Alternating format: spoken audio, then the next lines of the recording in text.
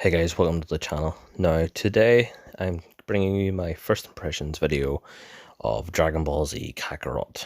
Now what is Dragon Ball Z Kakarot? It's an open world action role-playing game developed by CyberConnect 2 and published by Namco Bandai. Obviously based on the Dragon Ball franchise that we all know and love. Now, if you're not a Dragon Ball Z fan, this game isn't for you, honestly.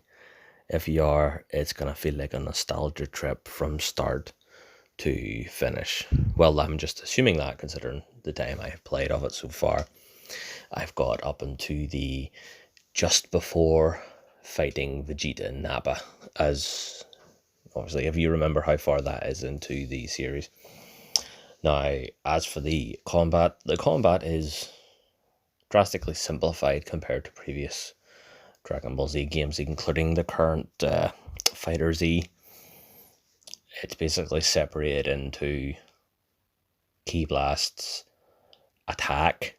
There's not like kicking, punching, heavy, light. It's just literally attack. You can dodge more easily. The movement seems to be much better in this one compared to the other one, which I'm actually happy about considering how simple the combat seems to be. And the story is exactly how you would expect.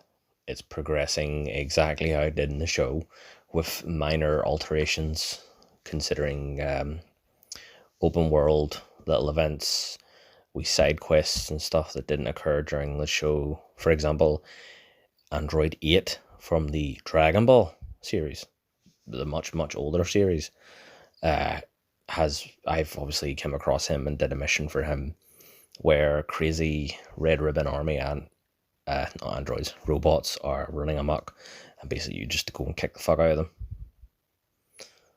So it's adding new things to it to keep the older fans like myself interested, because obviously, like, who else are you going to run into? I ran into Baba as well.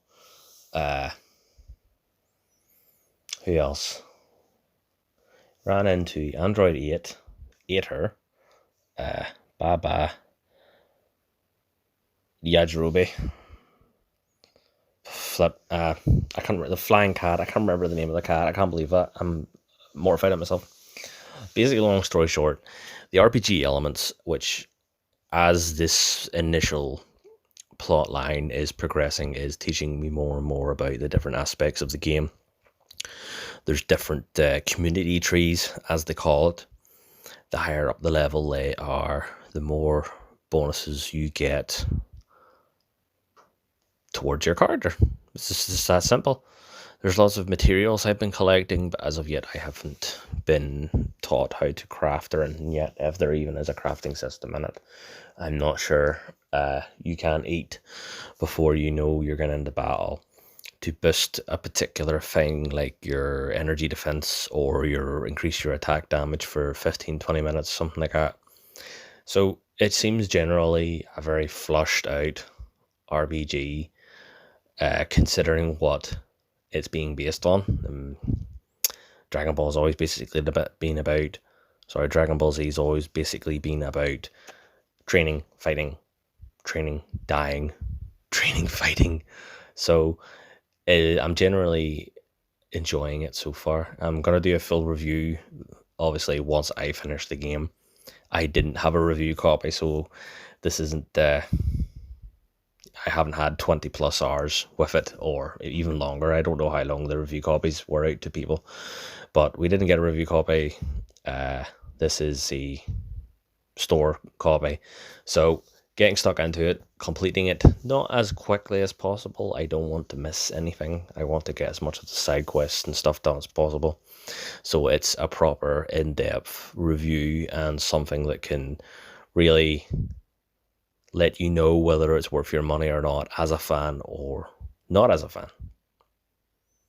Thank you for taking the time out of your day to watch this video, and keep your eyes peeled for more videos from BG4G.